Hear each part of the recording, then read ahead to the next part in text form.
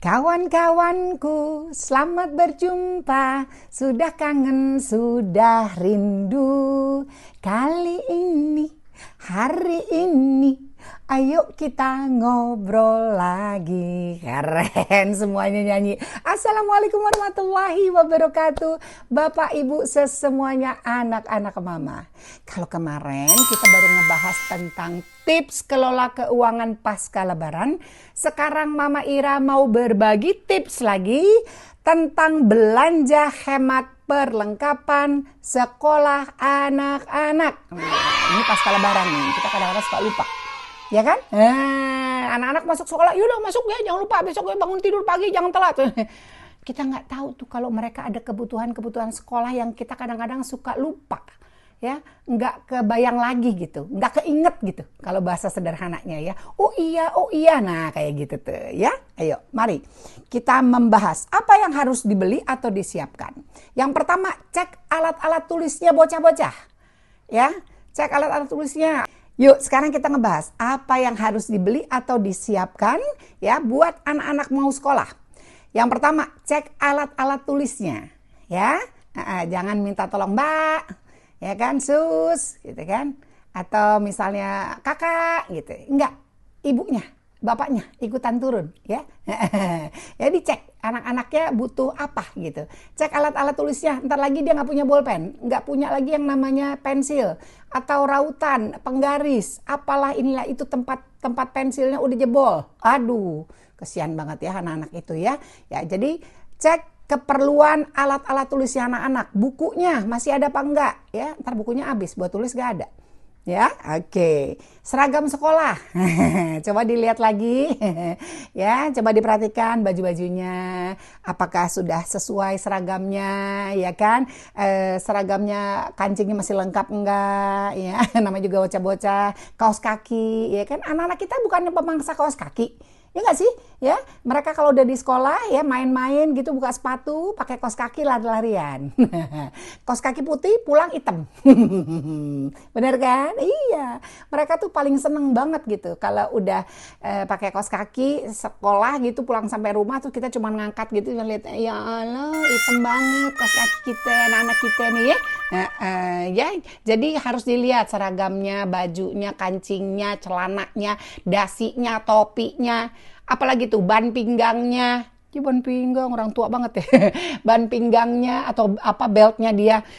Kan sekarang kan kalau sekolah kan pakai belt sekolah ya khusus ya. Coba dicek ya. Masih pakai nggak sih kayak gitu-gituan? Ya kan? Seragamnya yang lain, misalnya seragam sekolah tuh ada kan khususnya misalnya kayak ada batik gitu atau apa. Ya, coba dicek lagi. Oke. Terus udah gitu, sepatu jangan lupa diliatin anak-anak kita. Kalau hari Senin harus upacara harus pakai sepatunya hitam.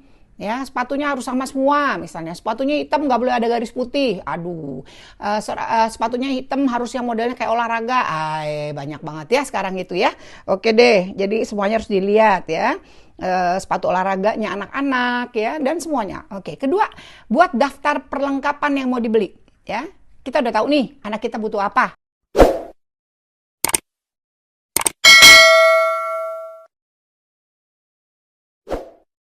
Ya, keperluan sekolahnya, mau alat tulisnya, mau seragamnya, harus apa ini tuh, dibikin catatannya. Jangan lupa ya ibu-ibu ya, jangan nanti bikin catatan anak-anak mau beli dasi, mau beli baju, terus di belakangnya ntar mau beli rak piring. Ya, anak-anak dulu diutamakan ya. Jadi dibuat daftar belanjaannya.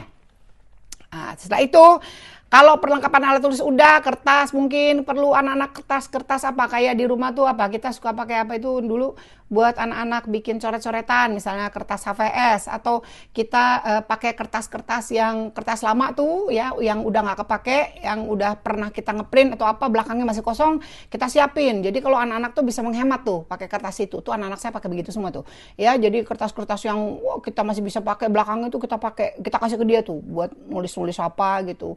Ngitung-ngitung kayak apa ya. Oke, jadi dimaksimalkan saja. Oke ya. Jadi yang bisa dipakai mari kita manfaatkan, yang sudah tidak bisa dipakai mari kita beli lagi yang baru buat anak-anak biar mereka nyaman sekolahnya ya, semangat terus sekolahnya. Oke. Tas sekolah.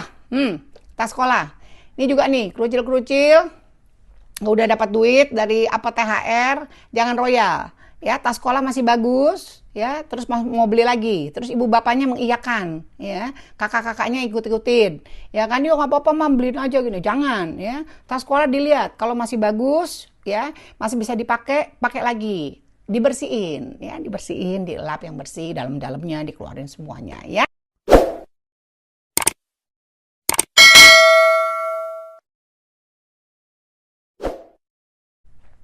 Berikutnya periksa buku catatan ya atau pelajaran sekolah anak-anak. Nah, biasanya kan mereka tuh kalau kita sekolah dulu ya kan gitu kan, hari Senin, Selasa, Rabu ini pelajaran apa? Ada matematika, ada bahasa Indonesia, terus ada PMP, terus ada apa dulu cuman mama gitu kan. Jadi buku-bukunya semua harus dilihat satu persatu. Bantu anak-anak kita biar mereka benar-benar semangat gitu. Oh, ada mama, ada bunda yang selalu dampingi. Dilihat lagi apa nak buku pelajarannya ya.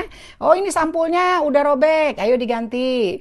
Ini bukunya udah rusak, ayo ditukar dibeli ya kan. Oh, ini buku perpus belum dibalikin, ayo ingat harus dibalikin misalnya kayak gitu ya.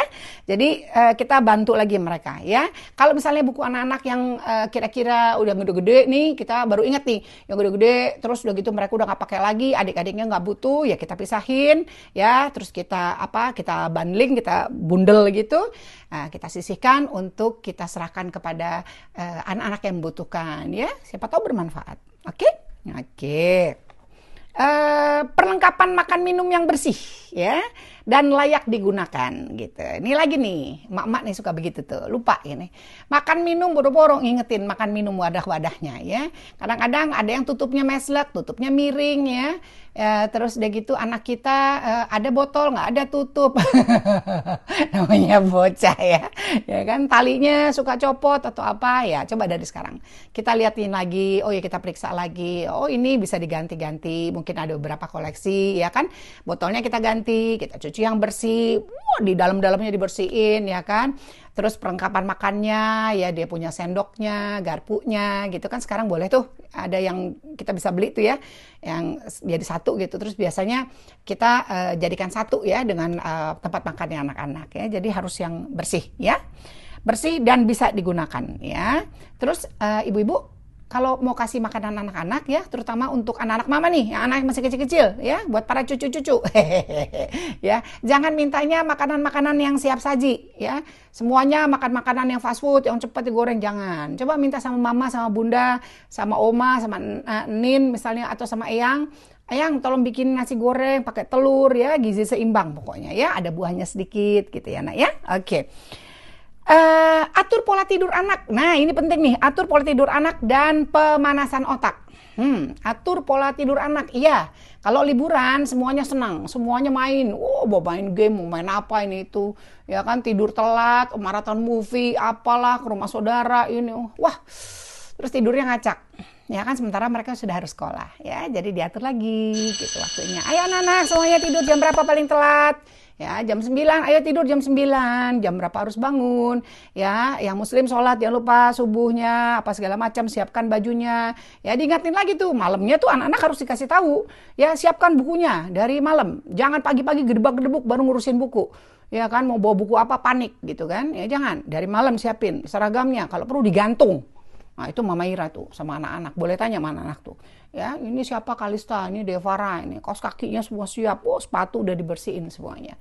Ya, ajari mereka. Mereka juga turun, harus langsung gitu. Itu namanya bonding. Ya, itu penting. Seru sih. Cuman sekarang anak siapa ya kita ya? Udah nggak punya anak kecil. Ya, jadi pola tidur anak diatur. Pemanasan otak. Kayaknya saya pernah cerita, anak-anak saya itu pemangsa latihan-latihan soal. Jadi kalau kita pergi ke salah satu toko buku gitu ya, terus mereka paling senang beli buku-buku yang berhubungan dengan latihan-latihan soal. Ya, misalnya di rumah ada, yuk ayah bunda, bapak ibu, ya kakak, temani adiknya lagi. Yuk sini yuk. Ya sama kakak yuk atau sama bunda yuk. Coba yuk kita ulang lagi yuk pelajaran sekolahnya gini. Masih ingat nggak? Gini. Pasti harus bisa ya. Kita dampingi mereka untuk belajar ya. Jadi refreshment juga buat mereka gitu. Kan habis liburan, habis senang-senang. Mereka harus fokus lagi sekolahnya ya. Oke, pemanasan otak itu. Atau anak-anak yang agak kecil-kecil gitu. Kalau mereka sekarang main tablet atau apa gitu ya. Mereka kan pasti ada tuh aplikasi-aplikasi tentang pelajaran-pelajaran sekolah dasar yang berhubungan dengan dengan kebutuhan mereka ya. Oh, mau warnai, pilih warna, berhitung apa gitu ya. Jadi pemanasan otak ya, baca buku pelajaran lagi. Pokoknya diulang lagi. Atur makanan sehat bergizi. Atur makanan sehat bergizi. Ya, ini kembali lagi tadi sudah saya sampaikan gitu. Jadi ya, buat para ibu-ibu muda ya, para anak-anak mama, untuk anak-anaknya, cucu-cucu dan eyang putri atau ada oma yang selalu mendampingi cucunya, ingetin ya, kalau kita tuh kalau mau kasih makanan ke anak-anak nih, mama-mama muda nih harus dikasih tahu. Ya, anak-anak itu harus dikasih gizi seimbang kan, makanannya bervariasi dan gizi seimbang ya, berproteinnya apa, susunya apa dan segala macam. Kalau anak kita nggak suka susu, tapi suka yang namanya telur, ya udah nggak apa-apa, kasih telur ya, di atasnya nasi telur ya, ada lauknya sedikit gitu, ada sayurnya ya, terus ada potongan buah misalnya seperti itu. Jadi anak kita lebih semangat. Banyak sekarang bisa lihat di mana aja tuh internet diatur-atur, apalah aduh, wadah itu digambar-gambar, ditaruh apalah, ntar wortel lah dibikin mata gitu-gitu ya. Jadi anak-anak kita tuh merasa lebih semangat gitu. Kita support mereka, waduh semangat pasti mereka.